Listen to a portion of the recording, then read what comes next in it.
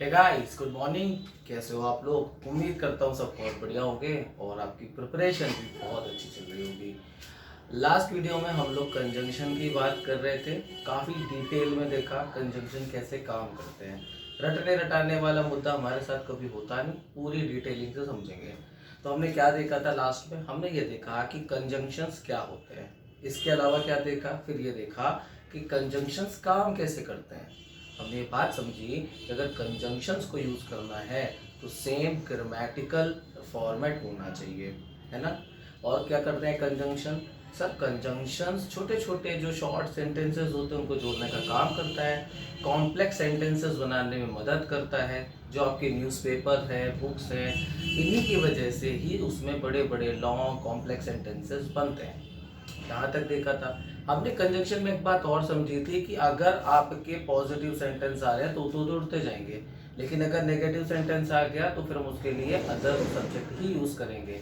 और हमने एग्जांपल देखा था, I like cooking, I like eating, but I don't like washing dishes. यहाँ पे मैंने आई नॉट के साथ लगाया था, रीजन भी आपको बताया था। उम्मीद करता हूँ ये सारी बातें आपने देखी होगी। देखिए, पिछले वीडियो में थोड़ा लाइट का इशू था, रीजन भी यहाँ पे लाइट नहीं थी और समहाउ आई मैनेज, बट आज नहीं है तो आपको हर चीज समझ में भी आएगी। बाकी कोई दिक्कत हुआ करे आप बता दिया करिए। चलिए, आज हमको टाइप्स डिस्कस करने हैं कंजंक्शंस के। कंजंक्शन के टाइप्स क्या होते हैं? देखिए, मैं आपको ये फैन वॉइस नहीं बताने वाला तुरंत कि फैन वॉइस होता है, फॉर होता है, एंड होता है, वो सब भी चीजें हैं, ठीक है, वो भी काम करती है। बट अगेन हम डिटेलिंग पे जाएंगे और एक एक करके समझेंगे, ठीक है। पूरी चीजें ध्यान से समझ लो। पहले से लिख के इसलिए रखें क्योंकि लिखने बैठता तो 10 मिनट लग जाते हैं, इसलिए पहले से लिख दिया है।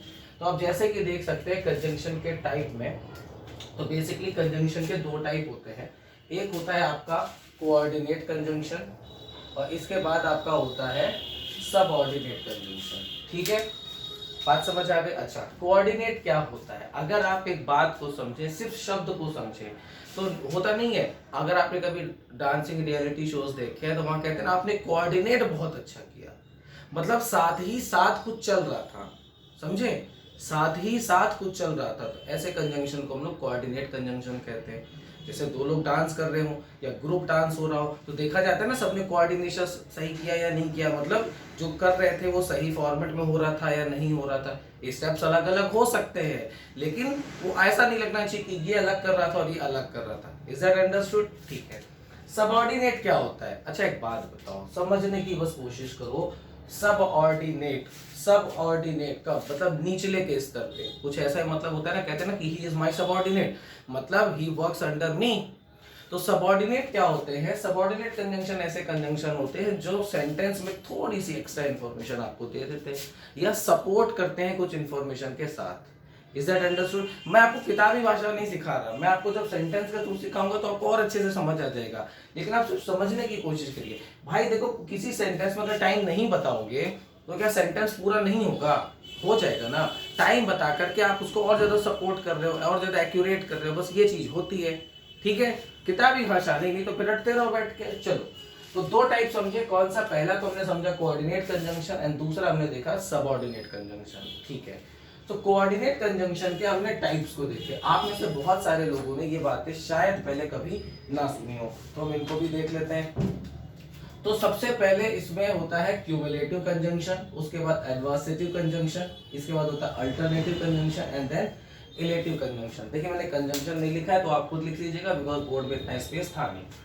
तो अगर मैं बात करूं टाइप्स की तो आपके 4 टाइप बनते हैं। किसके बनते हैं? ध्यान से देखिए। कोऑर्डिनेटिव कंजंक्शन, ठीक है सर, या coordinate conjunction. And coordinate conjunction के 4 टाइप बने। कौन कौन से बने सर? पहला बना क्यूमुलेटिव कंजंक्शन, साथ में बोलना है। दूसरा क्या बना? दूसरा बना adversative conjunction, very good. Third क्या है? अल्टरनेटिव कंजंक्शन एंड फोर्थ क्या है? Illative conjunction. ठीक है सर, यहां तक की बात क्लियर है? अच्छा, अब आपके दिमाग में आ रहा होगा सर क्या सीधे सीधे रूल्स में आ जाते हैं, क्या इतना कुछ बताने की जरूरत थी? नहीं सर, अब मैं आपको मुद्दे की बात समझाता हूँ। देखिए, किसी भी लैंग्वेज में जब कभी भी कोई वर्ड लगता है, ठीक है, कोई भी वर्ड लगता है, ऐड किया जाता है या हटाया जाता है, तो वह सेंटेंस में किसी तरीके की मीनिंग या तो दे देता है या हटा देता है। तो इसी तरीके से जब हम के टाइप्स की बात करते हैं तो हमारे पास इसी तरीके के कॉन्टेक्स्ट बनते हैं। जब आप आरसीज पढ़ते हो, मतलब रीडिंग कॉम्प्रिहेंशन, या पैराजम्बल्स पढ़ते हैं, या आप sentence improvement based question solve करते हैं, तो आप देखते हैं कि आप कुछ मीनिंग समझ रहे थे और सामने वाला कुछ मीनिंग और दे रहा था। बोल चाल में तो ये भाषा में ये तो समझ आ जाता है, लेकिन रिटर्न में कई बार समझ नहीं आता। उसका रीजन हमारे पास शब्दों का ज्ञान अच्छा नहीं होता। यहीं पे मैं अपनी एक बात रिपीट करूंगा, मैंने आपसे काफी दिन पहले कहा था कि वोकैबुलरी के लिए आपको 5-7 हजार वर्ड नहीं चाहिए। अगर आपके पास 2-2.5 हजार वर्ड का भी बहुत अच्छा कलेक्शन है, सॉलिड कंजंक्शन है, तो भी आपका सारा काम हो जाएगा। वो बातें कंजंक्शन पे काफी हद तक निर्भर करती हैं। मैं आपको बातों को थोड़ा एक्सप्लेन करता हूँ। जब मैंने क्यूमुलेटिव कंजंक्शन की बात करी तो आपने यहाँ पे वर्ड्स देखे, well, and, also, as well as. ठीक है, समझ आया? मैं यहाँ पे लिख देता हूँ एज वेल एज को, अगर वहां नहीं दिख रहा तो ये हो गया एज वेल एज। ठीक है, ये वाले तो बात हो गई। अब बात आती है कि ये करता क्या है। सर यहाँ पे अगर एक वर्ड बस देख लीजिए, एंड। ठीक है, आप दूसरा नोटिस करिए, ऑल्सो, फिर है एज वेल एज। आपने कभी भी इन वर्ड्स को जब भी देखा है तो आपने देखा होगा कि कुछ ऐड किया जा रहा है ना? Ram is coming, Ram and Shyam are coming. समझ आया? होता है ना। आई एम ऑल्सो, मतलब सब जा रहे थे और मैंने भी कह दिया तो मैं भी हो गया उनमें से। तो ये जो आपका क्यूमुलेटिव कंजंक्शन होता है, सर क्यूमुलेटिव कंजंक्शन जोड़ने का काम करता है, याद रखिएगा, ऐड करने का काम करता है। Is that understood? मैं यहाँ पे ये बात लिख भी देता हूं सो दैट आपको याद रहे। क्या? ये ऐड करने का काम करता है। कौन करता है? Cumulative conjunction. जैसे हम कहते नहीं है, Ramesh as well as her sister is coming. ठीक है, अब यहां से ही तो बातें क्लियर होती हैं। जो कॉन्टेक्चुअल अंडरस्टैंडिंग बनती है इन्हीं तरीके के वर्ड से बनती है। चलिए, वेरी गुड। अभी मैं इनको डिटेल में एग्जांपल के साथ भी समझाऊंगा, अभी तो यहाँ पे देख लो। फिर आता है आपका एडवर्सेटिव कंजंक्शन। ये एडवर्सेटिव कंजंक्शंस क्या होते हैं? नाम में ही देखो लिखा है एडवर्स। अब आपने इंग्लिश में से सेंटेंसेस सुने होंगे, you do not know the adverse effect. अब एडवर्स इफेक्ट कह रहा है, डू नॉट नो कह रहा है, मतलब कुछ नेगेटिव है या कुछ तो है। अब वो कुछ क्या है? सर एडवर्स का मतलब हो गया कि हम अपोजिट जाएंगे। आपने कुछ बोला, समझे, आपने कुछ बोला और सामने वाला उसको कुछ और ले, या आपने कुछ बोला सामने वाले ने कुछ और बोला। ऐसे कंजंक्शंस को हम लोग बोलते हैं एडवर्सेटिव कंजंक्शन। और ये भी किसका पार्ट है? सर ये आपका कोऑर्डिनेट कंजंक्शन का पार्ट है। अब देखो यहां पे सिर्फ एक वर्ड को ध्यान दो, जैसे मैंने लिखा बट। सर एक बात बताओ, मैं आपसे कहूं ही is a very good player, आपको लगेगा होगा सही है। फिर मैं बोलूं बट, तो सर गड़बड़ हो गई ना। इसका मतलब प्लेयर तो अच्छा है लेकिन कुछ कमी है। वो जो बट लग गया उसने कुछ कंट्रास्ट दे दिया, मतलब दिमाग में डाउट आ गया। और वैसे भी एक बात बताऊं, अगर आपको कभी भी दिमाग में किसी के फितूर डालना हो, सब कुछ बढ़िया कर दीजिए, सब कुछ कह दीजिए और बाद में बट लगा दीजिए, यार पर्सन तो बहुत अच्छा है, काम वाम भी बढ़िया करता है, घर वालों का हाथ पटाता है, लेकिन बस सारा काम हो जाना है वहां पे। तो यही काम आपके करते हैं adversative conjunction. Is that understood? Adversative conjunction का मतलब आप नेगेटिवली चले जाते हो। जैसे यट अगर लगा दो तो यट अपने आप में नेगेटिव होता है। He is rich yet he is dishonest, फिर भी तो आपने इसको नेगेटिवली ही तो दिया ना। तो ऐसे शब्द को यूज किया जाता है, जैसे I am still waiting for you, मतलब तुम अभी तक नहीं आए हो। देखो ना। और एक बात और बताता हूं, इंग्लिश में बहुत ध्यान से सुनना इस बात को। इंग्लिश में जब भी आप कोई बात कहते हैं तो उसके अपोजिट भी एक मीनिंग निकलता है। फिर से कह रहा हूं, जब भी आप कोई बात कहते हैं तो उसके अपोजिट भी एक मीनिंग निकलता है। जैसे यार आज बहुत गर्मी है, इसका मतलब कल नहीं थी। यार मेरा पेन चोरी हो गया आज, मतलब कल नहीं हुआ था। पानी बहुत गर्म है अभी, मतलब अभी तक नहीं था। समझे? यही जो छोटे छोटे से वर्ड्स होते हैं यही सब डिफरेंस क्रिएट करते हैं। चलिए आगे देखते हैं। फिर आपका अल्टरनेटिव कंजंक्शन। भैया नाम में ही देख लो अल्टरनेट लगा है। अब आप अल्टरनेट कब यूज करते हो? मैं ऑल्टर नहीं बोल रहा हूँ। एक तो अल्टर होता है वो जो कपड़ों में किया जाता है, रफू जिसे कहते हो। मैं बात कर रहा हूँ ऑल्टरनेट। ऑल्टरनेट का मतलब होता है चॉइस, एक के बदले दूसरे को यूज करना, तभी तो यूज किया जाता है ना। कहते हैं ना अल्टरनेट ऑप्शन क्या है इस चीज का, कहते हो कि नहीं कहते हो? कहते हो ना, तो यही बात यहाँ पे आती है। तो सर अल्टरनेटिव कंजंक्शन ऐसे कंजंक्शंस होते हैं जब आपके पास दो लोगों के बीच में चॉइस की बात आ जाए, तो हम लोग ऐसी जगह पे अल्टरनेटिव कंजंक्शंस यूज करते हैं। Is that understood? चॉइस की बात आ जाएगी तो जैसे राम और श्याम, और राम एंड लग रहा था तो मेरे पास क्यूमुलेटिव कंजंक्शन जा रहा था। बात तो समझ में आ गई? Very good. जैसे लिखा है ईदर और, मतलब या तो ये, ईदर और, या फिर उसके बाद नीदर नॉर, मतलब या तो ये नहीं या तो मैं नहीं, मतलब दोनों ही नहीं। And then otherwise. अब अदरवाइज को भी कैसे यूज करते हो? You have to work hard otherwise. क्या हुआ भैया? अल्टरनेटिव तो है, otherwise I will choose someone else. हो गई बात। इसके बाद आता है आपका इलेटिव कंजंक्शन। मैंने इसलिए जानबूझ के रिजल्ट लिख दिया है क्योंकि लोग इसको थोड़ा कंफ्यूज कर जाते हैं। इलेटिव क्या बोलते हैं? Illative conjunction. Sir illative conjunctions कब यूज किए जाते हैं? समझिएगा, इलेटिव कंजंक्शन को यूज किया जाता है जब आपको रिजल्ट बताना हो, किसी चीज का परिणाम बताना हो, तब आप इलेटिव कंजंक्शंस यूज करते हैं। जैसे फॉर, सो, देयरफॉर, दस। कहते हैं ना, बचपन में वो नैतिक शिक्षा वाली कहानी पढ़ी है जहां पे कहता था इस प्रकार हम इस किताब से सीखते हैं कि, तो मतलब वो कुछ रिजल्ट की बात कर रहा है। तो जब भी आप किसी टास्क के पूरे होने के बाद उसके रिजल्ट की बात बताने के लिए जिस टाइप के कंजंक्शंस को यूज करते हो उसको हम लोग इलेटिव कंजंक्शंस बोलते हैं। Such as for, so, therefore, thus. कहता है we are working hard so that we get succeed, है ना? इस तरीके से हम लोग यूज करते हैं। 4 टाइप हो गए, क्यूमुलेटिव, एडवर्सेटिव, अल्टरनेटिव, इलेटिव। एक बार मेरे साथ फिर से रिकॉल करिएगा साथ में। Cumulative conjunction, adversative conjunction, alternative conjunction and illative conjunction. ठीक है, अब यहाँ पे देखिए cumulative conjunction well and also as well as, adversative conjunction yet but only still while, alternative conjunction either और, neither nor, nor otherwise, illative conjunction result बताता है for, so, therefore, दस। तो हमारे ये कौन से बने? ये हमारे बने कोऑर्डिनेट कंजंक्शन के टाइप। Very good.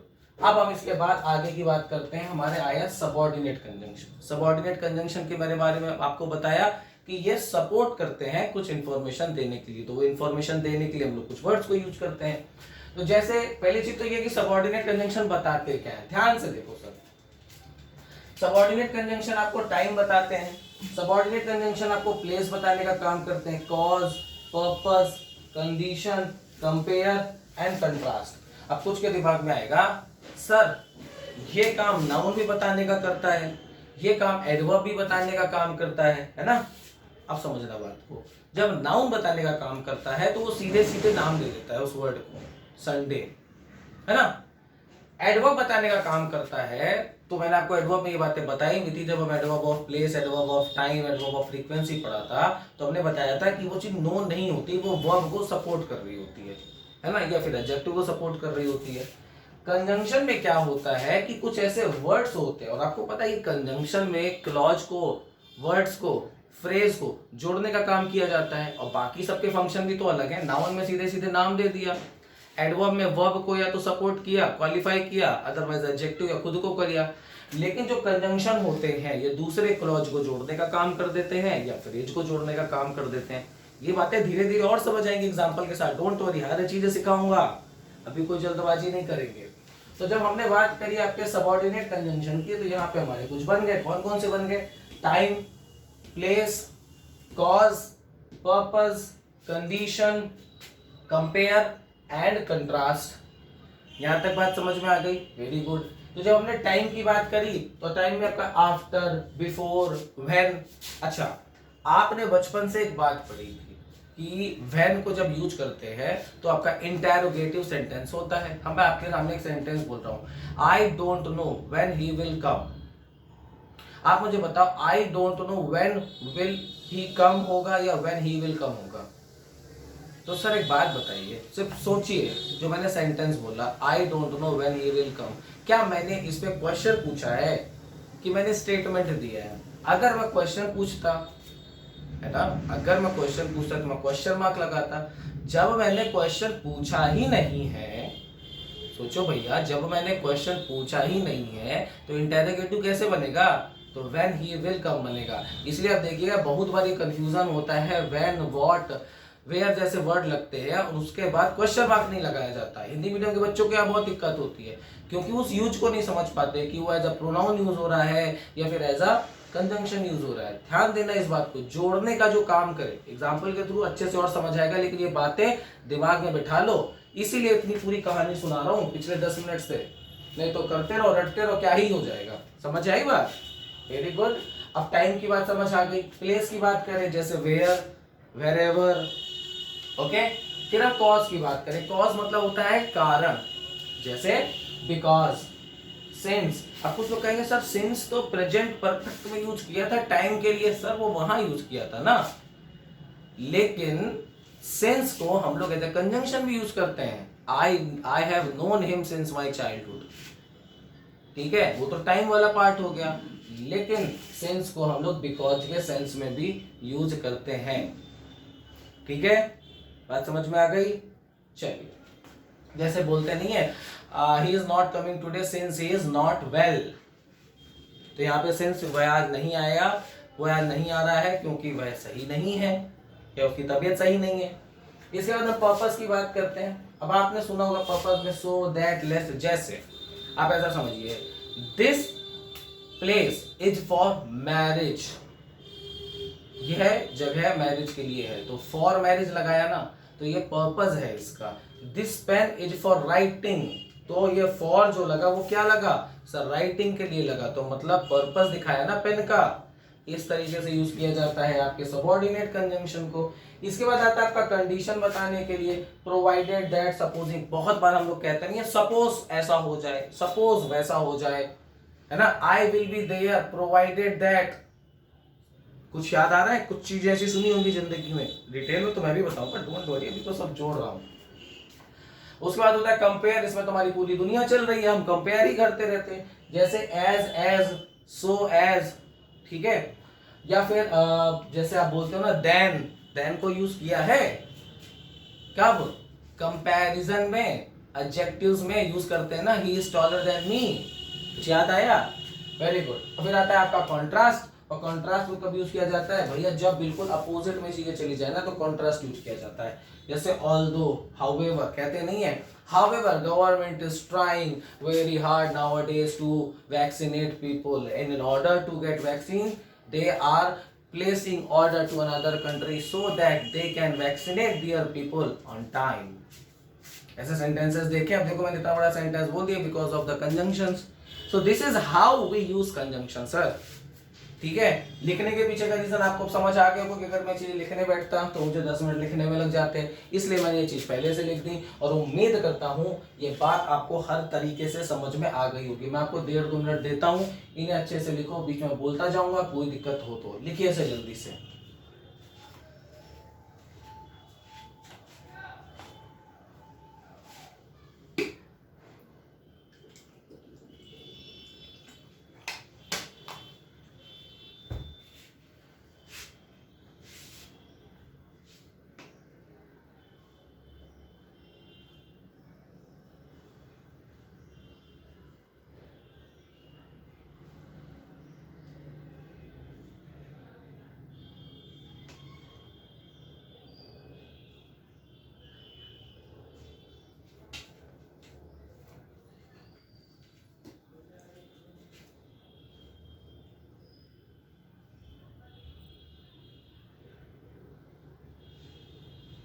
लिखिए, कोई चीज समझ ना आए तो आप कमेंट कर सकते हैं मुझे।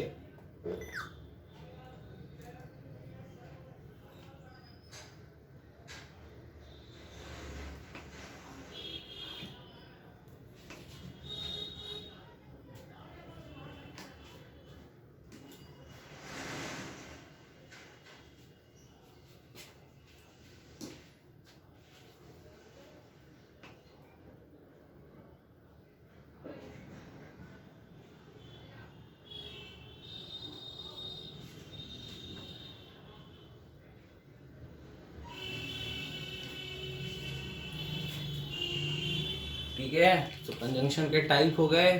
अब हम इनको डिटेल में सीखेंगे एक एक करके कि ये क्या होते हैं, ये कैसे काम करते हैं। चलिए तो फिर आते हैं लिखते हैं आगे की चीजों को।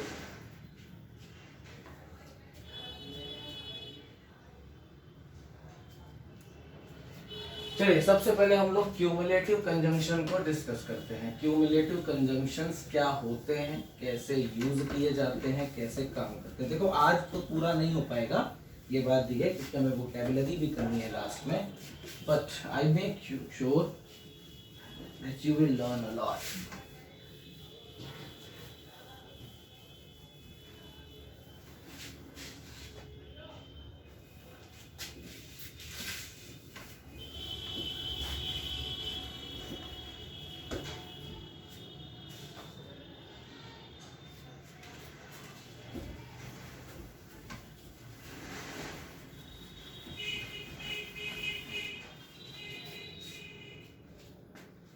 पहला sentence, Gita as well as her mother went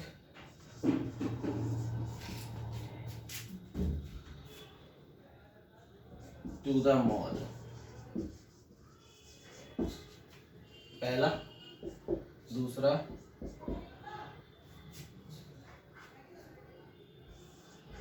God made the world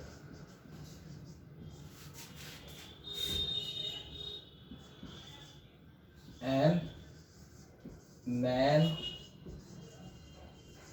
made the town।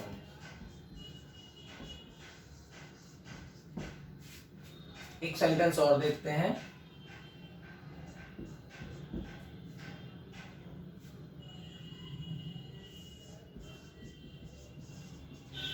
Shivani is both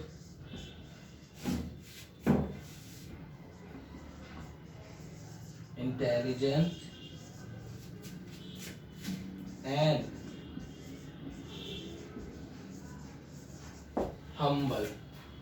अब सर जी ध्यान से बातों को समझिएगा। आपको अभी मैंने क्यूमुलेटिव कंजंक्शन की बात बताई और मैंने ये बताया कि क्यूमुलेटिव कंजंक्शन दो लोगों को जोड़ने का काम करता है ना। अब जोड़ने का काम कैसे करता है, वहां तो मैंने आपको एग्जांपल्स लिखा दिए थे। आप सॉरी आपको यहाँ पे वर्ड्स लिखा दिए थे। अब मैं आपको एग्जांपल्स के थ्रू ये बात समझाता हूँ।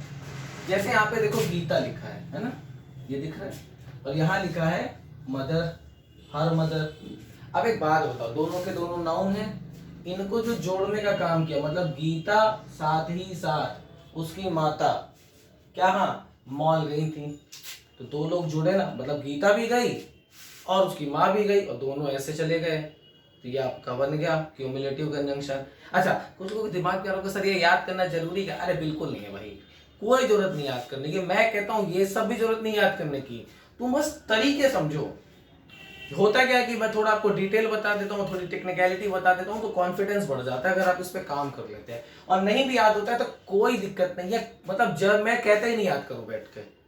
सर याद करने के लिए थोड़ा पढ़ाई कर रहे हो, बचपन से कर तो रहे थे, क्या ही उखाड़ लिया।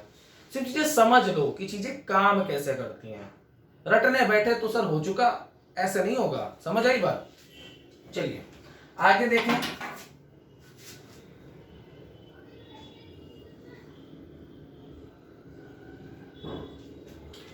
आगे देखिए, गॉड मेड द वर्ल्ड। देखिए गॉड ने बनाया दुनिया। सर क्लॉज है ये कि नहीं है बताओ? सब्जेक्ट है, वर्ब है कि नहीं? पूरा मीनिंग दे रहा है, क्लॉज हो गया। अब देखो, मैन मेड द टाउन, और आदमी ने क्या बना? आदमी का मतलब यहाँ पे सिर्फ और सिर्फ मतलब लड़कों से नहीं है, यहाँ पे मैन कॉमन टर्म है, आप इसको वुमन भी मान सकते हो। मैं फिलहाल नाउन में आपको ये चीजें बताऊंगा कि ये क्यों इस तरीके से यूज किया जाता है, और क्या ऐसा है क्या कि लैंग्वेज में पार्शियलिटी करी गई है, लड़कों को ज्यादा और लड़कियों को कम? ऐसा नहीं है, पूरा काम है ग्रामर में, लैंग्वेज में चीजें कैसे काम करती है, लेकिन जब आपको नाउन पढ़ाऊंगा तब आपको बताऊंगा। खैर, तो अब जैसे दो क्लॉज हो गए, एक क्लॉज ये और दूसरा क्लॉज ये। यहाँ पे भी देखिए आपका सब्जेक्ट है और वर्ब है, और ये जो आपका लगा जोड़ने का काम कर दिया एंड ने। अच्छा, भाई मान लो चलो समझ नहीं आया तो तुम इसको ऐसे भी तो बोलते हो ना, जो बचपन से याद करके आ रहे थे, राम एंड श्याम, ये तो किया ही था। सर बात इतनी सी है कि रटना नहीं है, सिर्फ इतनी सी है कि रटना नहीं है, सिर्फ समझना है कि वो फॉर्मेट कैसे काम करता है। अगला सेंटेंस देखो, अब आपने ये रटा होगा स्कूल के टाइम पे कि बोथ के साथ एंड यूज किया जाता है, हमें रटा दिया जाता है, हम रट लेते हैं, लेकिन सर इसकी भी कॉन्सेप्ट होती है। फिलहाल वो तो मैं डेप्थ में जब होती है वो तब बताऊंगा कि इसको भी कैसे यूज किया जाता है, एक एक करके सीखेंगे ना। देखिए मैं बार बार एक बात बोलता हूँ, एक बार में ना मैं आपको सब कुछ सिखा सकता हूँ और ना ही आप सब कुछ सीख सकते हैं, है ना। मैं आपको चीजें धीरे धीरे ही बताऊंगा। और अभी तक कुछ छोड़ा है क्या? नहीं छोड़ा। तो बस यहाँ पे देखो, तो Shivani is both intelligent and humble. ठीक है सर, तो यहाँ वाली बात समझ आ गई। तो बोथ के साथ हमने एंड यूज किया, हमने यूं लगा। अच्छा एक बात और होती है, जब आप दोनों चीज की बात कर रहे हो ना तो भी एंड यूज करते हैं। सोच लो, अगर तुम इसके साथ एंड की जगह और को यूज करने की कोशिश करो, मान लो आपका मन है और आप कह रहे हो शिवानी इज बोथ इंटेलिजेंट और हम्बल, क्या ये सही है? मतलब शिवानी दोनों है, और यहाँ पे तुमने ध्यान दो तो एडवर्सेटिव यूज नहीं कर दिया। मतलब एक तरफ तो तुम एक जैसी चीजों को लगा रहे हो, भाई दो लोग साथ में है तो कुछ कॉमन होगा ना उसमें, कॉमन सेंस कहता है, इसलिए बोथ के साथ एंड यूज किया जाता है और यूज नहीं किया जाता। उम्मीद करता हूँ यहाँ तक बात पूरी समझ आ गई होगी। आपको 3 सेंटेंस बताएं, क्यूमुलेटिव कंजंक्शन लिख लीजिए, इसके बाद आगे आते हैं कुछ नेक्स्ट जो है उनको भी एग्जांपल्स के थ्रू देखते हैं। Please take your time.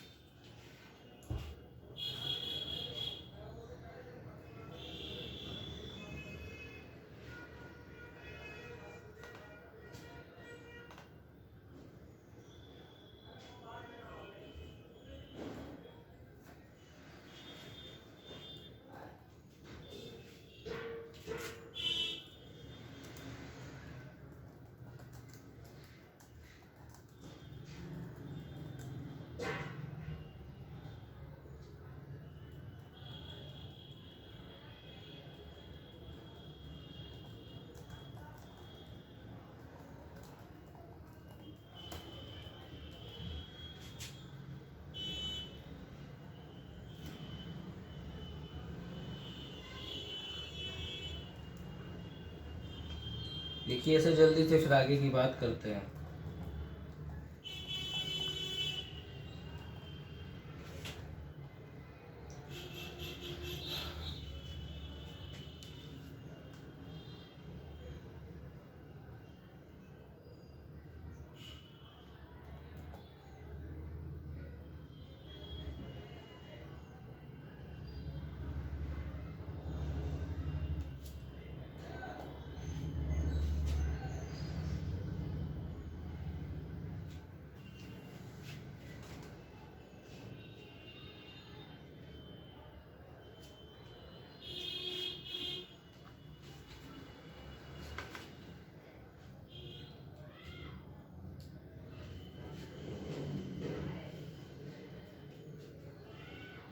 चलिए अब हम लोग बात करेंगे एडवर्सेटिव कंजंक्शंस की।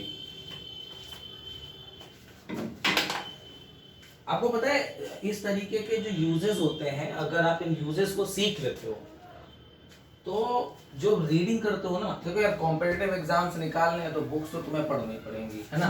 इंग्लिश बस की थोड़ा पढ़नी है, स्पेशली अगर इंडिया वगैरह निकालना है then you have to have good command over English. और जब ये चीज होगी तो सर जी आपको भी पता है कि आपके पास कॉन्टेक्चुअल अंडरस्टैंडिंग बहुत अच्छी होनी चाहिए।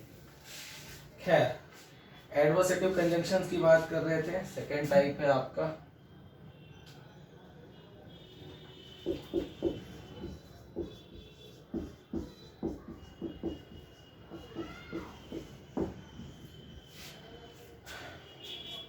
एग्जाम्पल आपको देता हूं, I am poor nevertheless, I am poor, nevertheless I shall help you. दूसरा, she worked hard but she failed.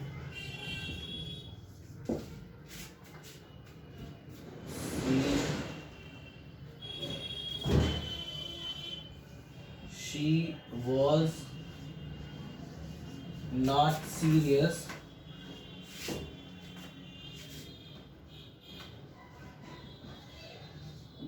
however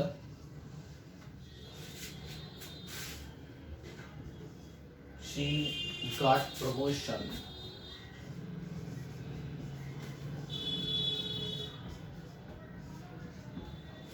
last one एक और लिखते हैं,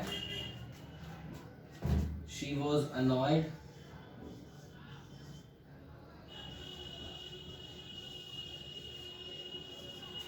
but she kept quiet. So you have 4 sentences. Now let's discuss. मैंने आपको adversative conjunction में क्या बात बताई? मैंने बताया कि भैया कुछ अपोजिट में जाएगा, है ना, या कुछ नेगेटिव जाएगा, कुछ ऐसी बात बताई मैंने आपको थोड़ी देर पहले। आप एग्जांपल के थ्रू समझ लीजिए। कंजंक्शंस तो आपको सीधे सीधे दिख गए होंगे। एक तो जैसे नेवरदलेस लगा, अच्छा काफी सारे इसको नवरदलेस, नवर नवर नवर ऐसा कुछ बोलते हैं, वो नहीं करना, जबान अटक जाती है। इट्स नेवरदलेस, क्या नेवरदलेस। इसी तरीके से एक और होता है जिसके जो ऐसे लिखा जाता है नॉनदलेस, और ये सब साथ में है, ठीक है। NONETHELESS NEVERTHELESS, so nevertheless and nonetheless दोनों ही होते हैं। खैर अब देखते हैं, जैसे यहाँ पे आपको नेवरदलेस दिख गया, इसी तरीके से देखिए आपको यहाँ पे बट दिख रहा होगा, यहाँ आपको हाउएवर दिख रहा है, और यहाँ पे आ जाए तो भी आपको बट दिख रहा है। मतलब आपको कंजंक्शन पकड़ना है तो आ गए। ये बात तो समझ आ रही होगी ना, इतना तो समझाया, लास्ट सेशन में समझाया, सेशन में समझाया। अब देखो जैसा लिखा है, आई एम पुअर, मैं गरीब हूं लेकिन फिर भी तुम्हारी मदद करूंगा। अच्छा एक बात बताओ, मैंने लेकिन फिर भी बोला, क्या ये सही है? नहीं सर, 2 कंजंक्शन थोड़ा एक साथ आ जाएंगे, हम बोलते ही गलत है हिंदी में भी। आई एम पुअर, मैं गरीब हूं फिर भी, याद रखना इसका मतलब क्या होता है, इसका मतलब होता है फिर भी मैं तुम्हारी मदद करूंगा।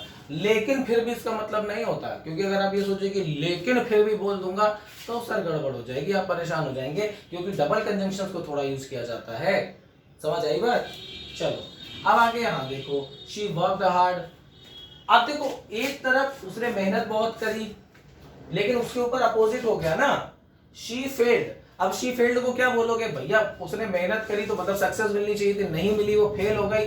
तो मतलब यहाँ पे जो भी दोनों सेंटेंस हैं ये एडवर्सेटिव है, अपोजिट है एक दूसरे के, इसलिए यहाँ पे देखिए मैंने बट को लगाया। थोड़ी देर पहले मैंने आपको एग्जांपल नहीं दिया था, ही is a very good person but, और वो जो बट लगा उसने कहानी गड़बड़ कर दी। Very good. यहाँ पे आप देखिए, शी वॉज नॉट सीरियस, वह सीरियस नहीं थी अपने काम को लेके शायद। अब यहाँ पे देखो, हाउएवर शी गॉट प्रमोशन। अब देखो ये वाला पार्ट नेगेटिव है, और यहाँ वाला देखिए ये शी गॉट प्रमोशन, ये पॉजिटिव है। या आप ऐसे बोल लीजिए कि ये नेगेटिव में गया है और दूसरा वाला पार्ट आपका अफर्मेटिव में गया है, मतलब कुछ अपोजिट है। और जब अपोजिट है तो हम लोग एडवर्सेटिव कंजंक्शंस को यूज करेंगे। लिस्ट आपको पहले बताई, और यहाँ पे आया हाउएवर। तो हाउएवर का मतलब भी हिंदी में फिर भी होता है। क्या होता है? फिर भी होता है। तो she was not serious however she got promotion. Very good. Now fourth one, she was annoyed, वो बहुत गुस्से में थी लेकिन वह शांत रही। तो यहाँ पे भी देखिए ये वाली बात को समझो, एनॉयड मतलब, और यहाँ पे मतलब, अच्छा देखो नेगेटिव का मतलब ना हमेशा ये नहीं होता कि आपके सामने नॉट और नेवर और नो वर्ड ही लगे होंगे। इनका मतलब ये भी होता है कई बार जो दूसरे वर्ड हैं वो निगेटिवली काम करते हैं, और उसके जो कंपैरिजन में जो सामने वाला वर्ड होता है वो पॉजिटिव होता है। तो कई बार वर्ड सीधे सीधे नो नेवर नॉट लग जाएगा और कई बार सीधे सीधे नहीं लगेगा, चीजों को किसी और तरीके से लिखा जाएगा। तो this is how thing works. तो यहाँ पे बात आ गई। तो यहाँ पे केप्ट क्वाइट, देखो शांत रहना और यहाँ गुस्से में होना, दोनों एक दूसरे के कॉन्ट्रास्ट में है। तो यहाँ पे मैंने इसको क्या बोला, एडवर्सिटी, और ये आपका बट वाला पार्ट हो गया। मुझे लगता है कि यहाँ तक भी बात समझ में आ गई होगी। फिर से बोलूंगा, क्या टाइप जानना जरूरी है? सर बिल्कुल जानना जरूरी नहीं है। आपको सेंटेंस का मूड समझना जरूरी है और कॉन्ट्रास्ट समझना जरूरी है, सॉरी कॉन्टेक्स्ट समझना जरूरी है।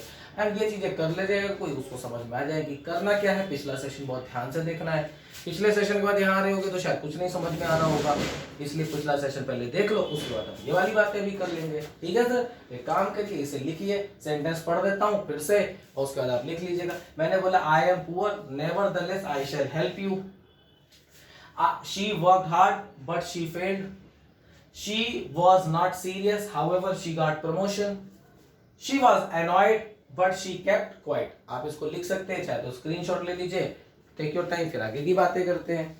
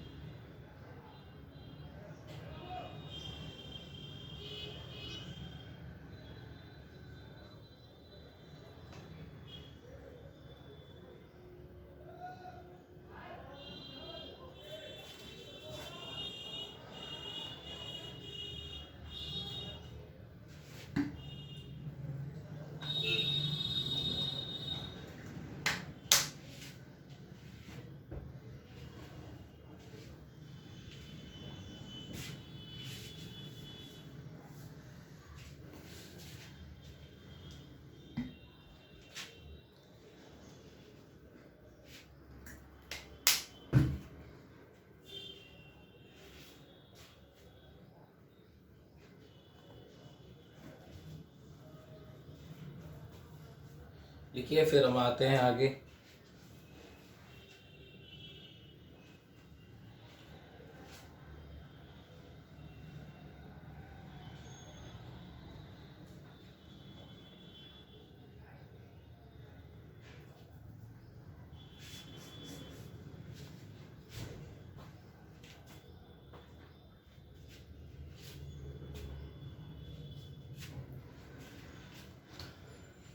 उम्मीद करता हूँ आपने लिख लिया होगा। अब हम लोग आते हैं नेक्स्ट पार्ट पे, जहाँ पे हम लोग अल्टरनेटिव कंजंक्शन की बात करेंगे।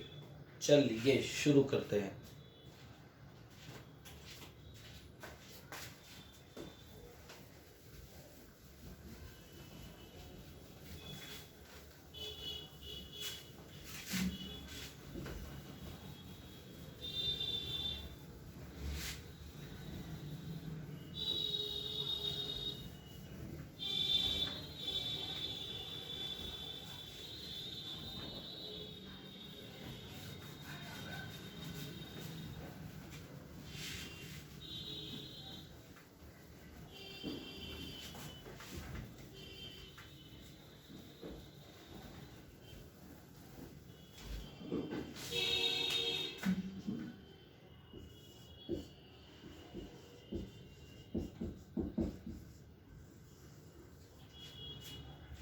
सामने आपके कुछ सेंटेंस, इसके बाद जो नेक्स्ट टाइप है वो नेक्स्ट क्लास में करेंगे, क्योंकि अब हमें वोकैबुलरी करनी है। तो पहला सेंटेंस है आपके सामने,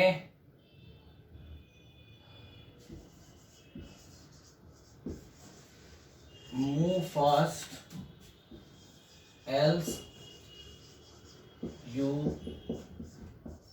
will be late. Next sentence, either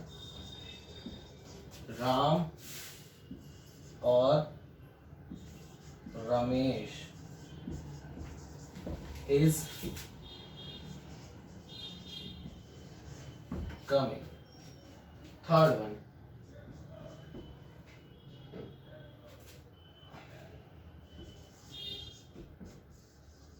neither Guruji nor his followers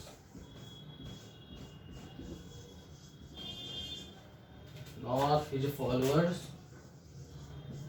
are coming. Okay, तो सर जी चलिए देखते हैं अल्टरनेटिव कंजंक्शन में। तो जैसे कि आप देख सकते हैं तेज चलो, अब यहाँ पे एल्स को आप कैसे यूज कर रहे हो, ठीक है, तो यू विल बी लेट, आपको पता है अल्टरनेट में। चलो आगे देखते हैं, ईदर राम, या तो राम, आपको पता है ईदर और को साथ में यूज किया जाता है, वैसे एक अकेले अकेले भी यूज किया जाता है, ऐसा कुछ नहीं है, ये भी हम सीखेंगे आगे कि दोनों को अकेले कब यूज किया जाता है, ठीक है। चलिए, तो ईदर और भी यूज किया जाता है, इनके साथ सिंगुलर वर्ब आती है, ये बात भी पता है, प्लूरल भी आती है, उसका भी अपना यूज होता है, ईदर के साथ नहीं, नीदर के साथ, खैर।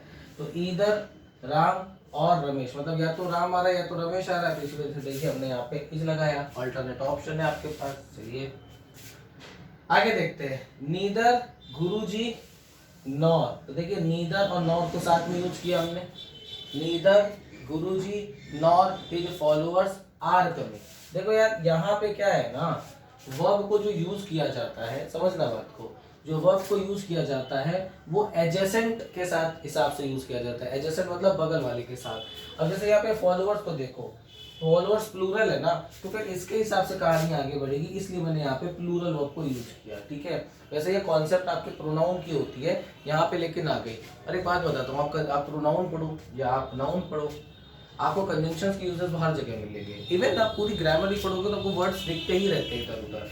ऐसा तो हो ही नहीं सकता कि एक सेंटेंस सिर्फ और सिर्फ एक वर्ड से बन जाए, सब कुछ मिलजुल के बनेगा, ठीक है। चलिए, उम्मीद करता हूँ अल्टरनेटिव कंजंक्शन समझ में आ गए होंगे, इनको लिखिए, फिर हम लोग वोकैबुलरी शुरू करते हैं, आज के वोकैबुलरी के जो वर्ड्स होते हैं।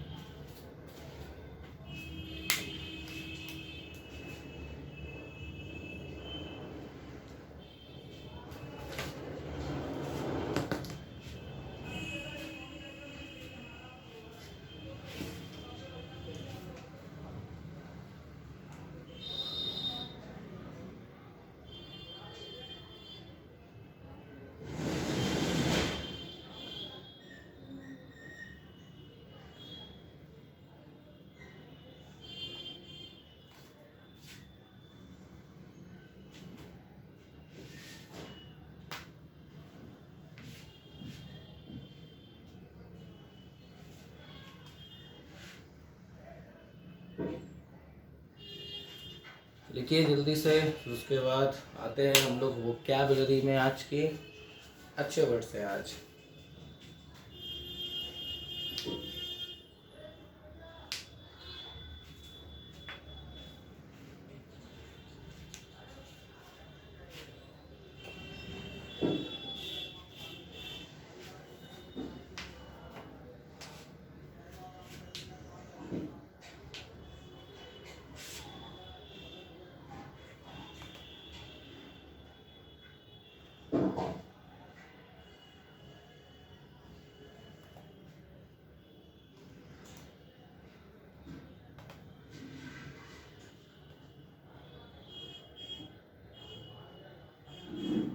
लिख लिया?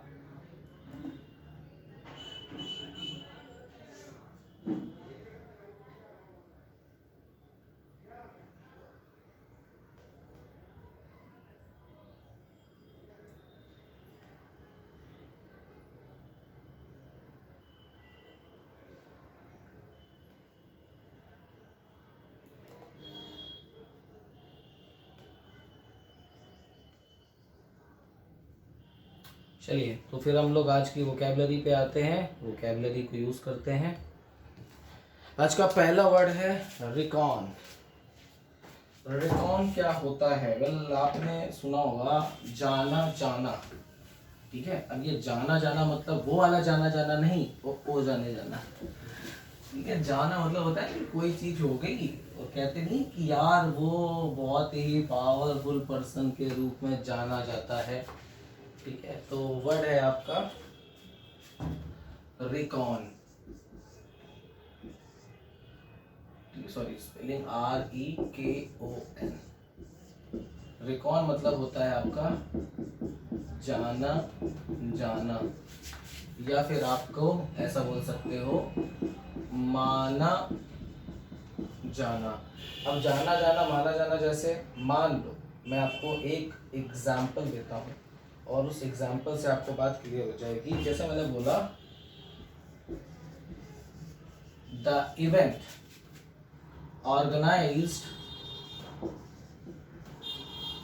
organized by them was reckoned a failure.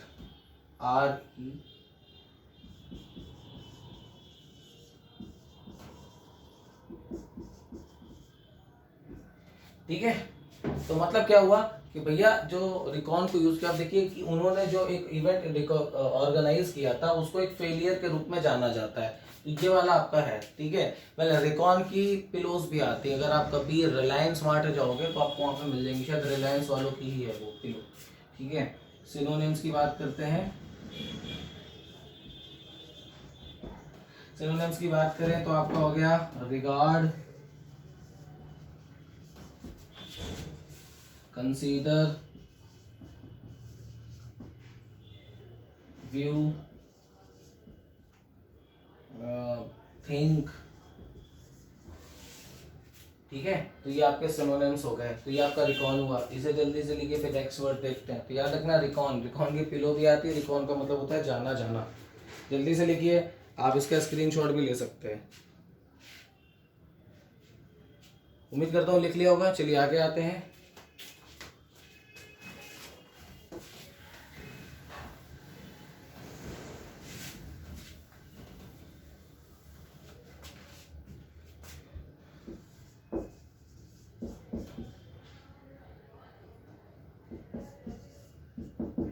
घासली, घासली मतलब होता है भयानक,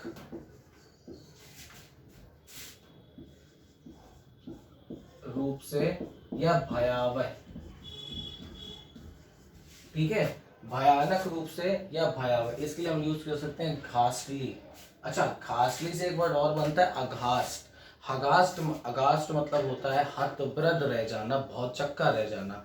सरप्राइज का सिनोनिम होता है अघास्ट, ठीक है। शॉकिंग भी इसका सिनोनिम होता है, याद रखिएगा, ओके। तो उससे कंफ्यूज मत कर जाना घासली को लेकर के, क्योंकि सिर्फ एक का फर्क है और कुछ फर्क नहीं है। सिनोनिम्स की बात करी जाए तो आपको, वैसे तो मुझे नहीं लगता इसको देखने में आपको एक वर्ड भी नहीं याद आ रहा हो। सबसे इजी तो आपका डेंजरस ही हो जाएगा, है क्या नहीं। सबसे इजी तो आपका डेंजरस हो जाएगा। डेंजरस के बाद क्या हो सकता है सर? डेंजरस के बाद अगर आप समझें तो आप कह सकते हो टेरिबल,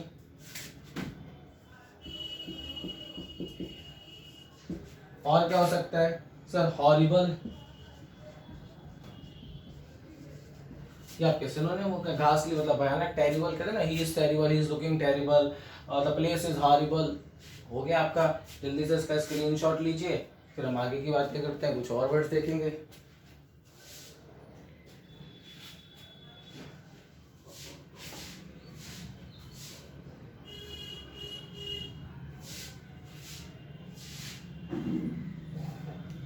चलिए आगे आते हैं। अगला वर्ड काफी अच्छा है, इसको आप थोड़ा समझ पाएंगे, बहुत जल्दी रिलेट भी कर पाएंगे। वर्ड है आपका लूम। लूम मतलब होता है पास में मंडराना, ठीक है। क्या होता है? पास में मंडराना या पास ही मंडराना। मंडराना मतलब होता है जैसे मैं हूं तो मेरे आसपास 6-7 बच्चे आ जाए, तो इसको बोलते हैं पास में मंडराना। या मेरे ऊपर मधुमक्खी चलने लगे तो कहते हैं मधुमक्खी मंडरा रही मेरे सर के ऊपर, तो हम लोग वहां पे भी इसको यूज करते हैं। तो आपका हो गया लूम। तो लूम का मतलब हो गया पास में मंडराना। सिनोनिम्स किसकी बात कर लें तो सिनोनिम्स में एक तो हो जाएगा आपका बी क्लोज, ठीक है। एक तो हो जाएगा आपका ब्रीव। अच्छा, मैं आपको कुछ बातें फिर से बताना चाहूंगा, मेरी बातों को थोड़ा ध्यान से समझना। देखिए सर, जैसे मैंने आपको सिनोनिम्स में बोला बी क्लोज एंड ब्रीव। ब्रीव को तो बेसिकली मधुमक्खियों के साथ ही यूज किया जाता है।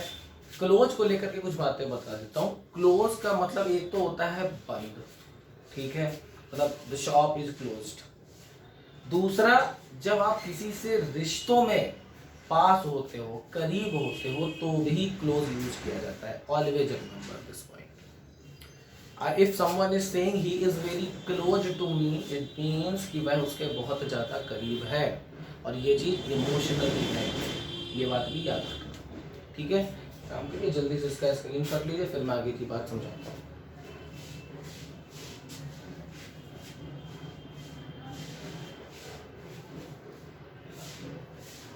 चलिए आगे आते हैं।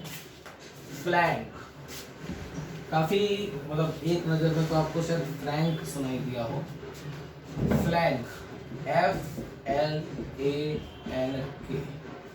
फ्लैंक क्या होता है सर? फ्लैंक का मतलब होता है आपका एक किनारे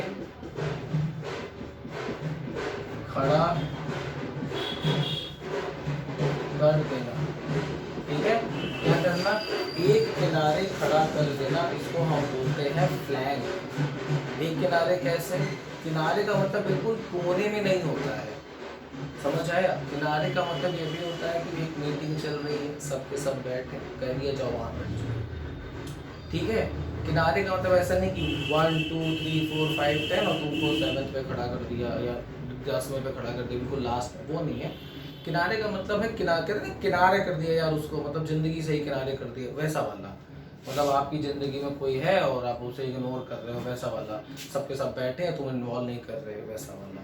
ये होता है फ्लैंक। अच्छा, एक होता है फ्रैंक। फ्रैंक का मतलब होता है जो अपने बिहेवियर से बहुत ज़्यादा पॉजिटिव रहता है और लोगों की बातों को समझता है। अच्छा, यहीं से एक वर्ड निकल के आता है कूल। लोग यूजुअली कूल वर्ड को उसके ड्रेसिंग सेंस से जोड़ते हैं, ऐसा नहीं होता। When someone say you are very cool, it means कि उसका जो नेचर है वो ऐसा है कि वो किसी भी चीज़ पे तुरंत रिएक्ट नहीं करता। He is a very proactive person. वो चीज़ों के साथ जब भी कुछ होता है तो पहले सोचता है क्यों होगा, कैसे होगा, उसके बाद उसको लेकर के अपना रिएक्शन देता है, इमीडिएटली नहीं देता। तो हो गया आपका फ्लैंक। तो फ्लैंक की अगर सिनोनिम की बात करी जाए, सिनोनिम्स में एक तो आपका हो गया बॉर्डर, ये फिर हो गया आपका एज, एक होता है स्कर्ट, इसको भी समझ लो। तो जैसे बॉर्डर तो मूवी भी देखी है, हो याद आया, संदेशे आते हैं। एक तो बॉर्डर हो गया, बॉर्डर आपको पता है भैया, जैसे मान लो मैं ये ड्रॉ कर दूं कि ये आपका ये आपका बॉर्डर है। ठीक है सर। अच्छा, बॉर्डर एक किनारे को भी कहते हैं, जैसे साड़ी वगैरह होती है तो जो ऊपर का हिस्सा होता है उसे भी बॉर्डर बोला जाता है। Very good. एज मतलब कोना होता है, ये वाला हिस्सा जो आपको दिख रहा है ना कोना, इसको एज बोला जाता है। अच्छा, एज को जिंदगी में भी यूज किया जाता है, जैसे if you are not taking for, तो दिखाता हूँ क्या फर्क पड़ता है। ठीक है, I am not able to recall. तो एज को दुनिया में भी यूज किया जाता है। Yes, if you are not living at the edge, you are already taking too much space. मतलब भैया रिस्क लो जिंदगी में, यहाँ से भी काम करो, तो उसको भी एज में यूज किया जाता है। इसके बाद आता है आपका स्कर्ट। स्कर्ट तो एक कपड़े को भी यूज किया जाता है और किनारे के लिए भी यूज किया जाता है। अच्छा, एक बात और बताता हूँ, स्कर्ट से ही एक वर्ड बनता है आपका आउटस्कर्ट। ठीक है, ये एक ही वर्ड है, आउटस्कर्ट। आउटस्कर्ट मतलब होता है शहर के बाहर की जमीन, गांव के बाहर की जमीन या जगह, वैसे के लिए यूज किया जाता है स्कर्ट। अच्छा, इसको कभी प्रीमाइस से कंफ्यूज मत कर देना। जैसे ये ये पूरी बिल्डिंग है, तो इस यहाँ पे कोई बिल्डिंग है ऐसा, ये चारों एरिया इसका प्रीमाइस कहलाएगा। ठीक है, तो ये इवन इसके अंदर वाला हिस्सा भी इसका प्रीमाइस कहलाएगा। तो this is how it works. तो भैया कंफ्यूज मत करना, मैंने आपको फ्रैंक से जोड़ के बता दिया। फ्रैंक, तो फ्रैंक और फ्रैंक में फर्क है। फ्लैंक का मतलब एक किनारे खड़ा कर देना होता है, और किनारा मैंने आपको समझाया कैसे होता है। वेल, स्क्रीनशॉट लीजिए, फिर नेक्स्ट वर्ड देखते हैं जल्दी।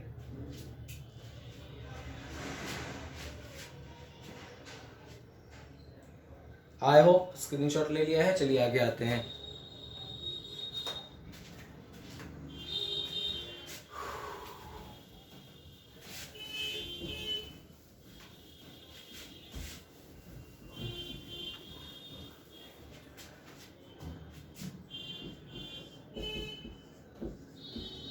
बिजार, कुछ लोग इसे बोलते हैं बिजेयर, ये बिजेयर नहीं होता, इट्स कॉल्ड बिजार। क्या बोलते हैं? बिजार। बिजार मतलब क्या होता है सर? बिजार मतलब होता है अजीब। वेल, इसको मान लो किसी चीज को देख के भी बोला जाता है, लाइक जैसे मान लो कि ये बॉटल है, तुम उसको कह दो यार इट इज़ लुकिंग बिजार, ठीक है, बड़ी अजीब लग रही है, अब लग नहीं रही, बात कह रहा हूँ। दूसरा आदमी के नेचर को लेकर भी बोला जाता है, जैसे someone never talk to you in a very good manner, he is a very he is a bizarre person, he is bizarre, तो वैसे भी यूज किया जाता है। तो बिजार का मतलब अजीब होता है। अच्छा, बिजार को बेतुके के सेंस में भी यूज किया जाता है, बेतुका, ठीक है, तो ऐसे भी बिजार यूज किया जाता है। इसके सिनोनिम्स की बात करें तो सिनोनिम्स में आ जाएगा आपका अनएक्सपेक्टेड, इसके बाद आ गया अनकन्वेंशनल,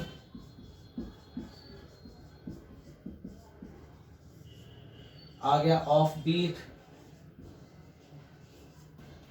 ठीक है। अच्छा, ऑफ बीट क्या होता है, इसको भी दो तरीके से यूज किया जाता है, पॉजिटिवली और थोड़ा नेगेटिवली। एक तो होता है ऑफ बीट, जैसे मान लो आप डांस कर रहे हो, ठीक है, और डांस करने में आपकी बीट चलती है 1 2 3 4, तो पहला स्टेप आपने 2 पे किया और दूसरा स्टेप 4th पे कर दिया, तो ये आपका ऑफ बीट होता है। एक ऑफ बीट और होता है, उसको हम यूज करते हैं कि भैया जो एक क्रम है उस क्रम में ना करके अलग तरीके से कुछ करने लगना, बट वो चीज काम कर जाए, तो कहते हैं ना ऑफ बीट परफॉर्मेंस, मतलब आपने एक्सपेक्ट नहीं किया था वैसा कुछ हो जाए, तो भी हम लोग ऑफ बीट को वैसे यूज करते हैं। अनकन्वेंशनल, भाई कन्वेंशनल का अनकन्वेंशनल हो जाता है, तो वो तो मतलब इतना कोई मुश्किल है नहीं। और एक्सपेक्टेड का अनएक्सपेक्टेड हो गया। अन को लेकर के मैं ऑलरेडी आपको समझा चुका हूँ कि अन एक रूट वर्ड है, प्रीफिक्स के जैसे काम करता है। और अनएक्सपेक्टेड क्या होता है, कोई ऐसी चीज जिसकी आपने उम्मीद नहीं करी थी, आप इसे यूज कर लेते हो। तो आई गेस आपको बिजार समझ में आ गया होगा, बिजार मतलब अजीब, बेतुका होता है, synonym unexpected, unconventional and off beat. तो इसका स्क्रीनशॉट लीजिए, फिर हम जल्दी से नेक्स्ट वर्ड को देखते हैं।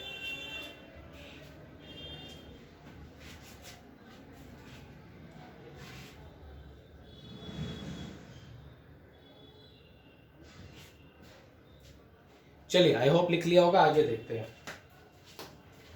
नेक्स्ट वर्ड है आपका डिक्टैट, इसे आप दिक्कत ट्रिक से जोड़ सकते हो। वेल, मैं ट्रिक में कुछ मानता नहीं, बट फिर भी याद करने के लिए बोल रहा हूँ।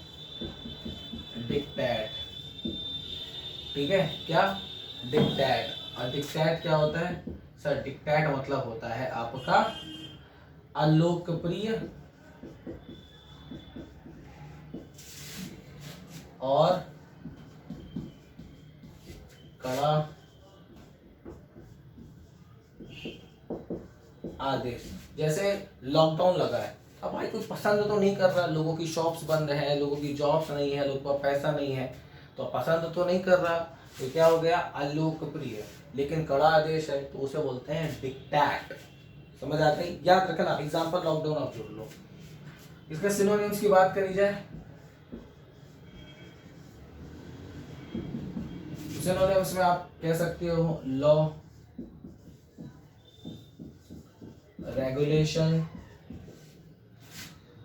एडिक्ट,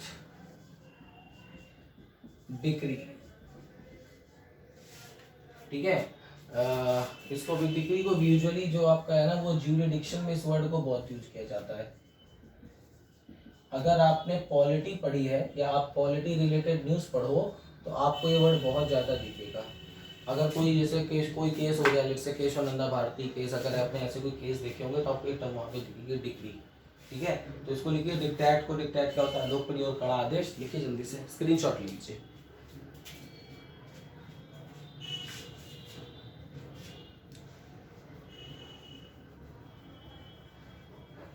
चलिए आगे आते हैं। नेक्स्ट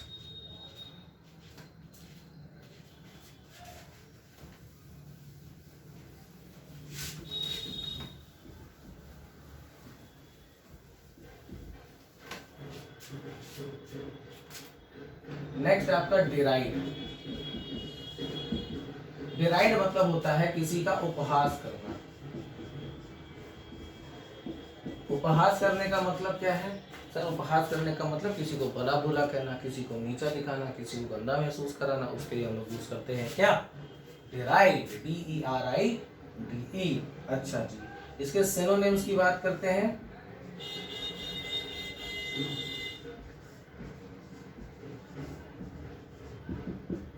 तो सिनोनिम में आपका आ जाएगा मॉक, ठीक है, फिर आता है रिडिक्यूल, आया टॉन्ट। अब मैं इनको आपको एक्सप्लेन कर देता हूँ, आपको बात समझ में आ भी जाएगी जल्दी से। मॉक यूज किया जाता है एक तो जैसे टेस्ट वगैरह देने के लिए, तो कहते हैं ना मॉक टेस्ट दो।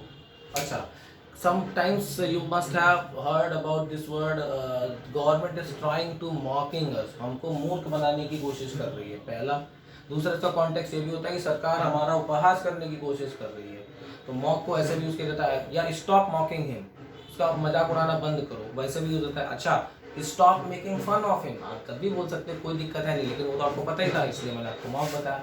फिर आता है रिडिक्यूल। देखो रिडिक्यूल बना रेडिकुलस से, रेडिकुलस मतलब होता है बेतुका, घटिया, बेकार, वहीं समझ जाता है ridicule. So government is trying to ridicule us, मतलब हमारा उपहास बनाने की कोशिश कर रही है गवर्नमेंट। या कोई इंसान लगा, तो मैं आपको एग्जांपल दे रहा हूँ, पर्सनल मत ले लिया करो किसी भी चीज़ को। उसके बाद आता है आपका टॉन्ट, ठीक है। टॉन्ट क्या होता है, कैसे यूज किया जाता है? देखो यार, तुम जिंदगी में काफ़ी कुछ करे ही होगे, है ना, शिकायतें भी है ही होंगी।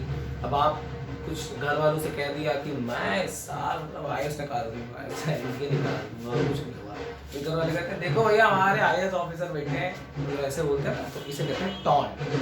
Is that understood? तो ये आपका टॉन्ट बन गया, मतलब आपको चिढ़ाना, गुस्सा दिलाना, मतलब एक बात जो कि गल थोड़ी कुछ टफ है, बड़ी है, लेकिन उसको थोड़ा मजाक स्तर पे बोलना, उसके लिए हम लोग टॉन्ट को यूज करते हैं। उम्मीद करता हूँ ये वाला आपको समझ में आ गया होगा। तो डिराइड मतलब होता है उपहास करना, आप मेकिंग फन ऑफ हिम भी लगा सकते हो, कोई दिक्कत नहीं। तो सर इसी के साथ हमने आज के वर्ड्स खत्म किए। उम्मीद करता हूँ आज आपको समझ में आ गया होगा। मैंने आपको कंजंक्शंस पढ़ाए, कंजंक्शंस के टाइप बताए, जिसमें से मैंने आपको cumulative conjunction, relative conjunction, adversative conjunctions के बारे में बताया। इसके अलावा मैंने आपको सबऑर्डिनेट कंजंक्शन में टाइम प्लेस की बात करी, इनको डिटेल में हम लोग आगे आने वाले लेसन्स में देखेंगे। पिछले लेसन्स में भी हमने बात करी, तो हमने वहाँ पे समझा कि किस तरीके से कंजंक्शंस काम करते हैं, वर्ड्स को जोड़ने का काम करते हैं, कैसे एसोसिएशन होता है। बाकी की बातें नेक्स्ट क्लास में करेंगे। नेक्स्ट क्लास में वर्ड्स को देखेंगे, वोकैबुलरी को देखेंगे। उम्मीद करता हूँ चीज़ें समझ में आ जाएंगी। मिलते हैं नेक्स्ट वीडियो में। Till then have a nice day.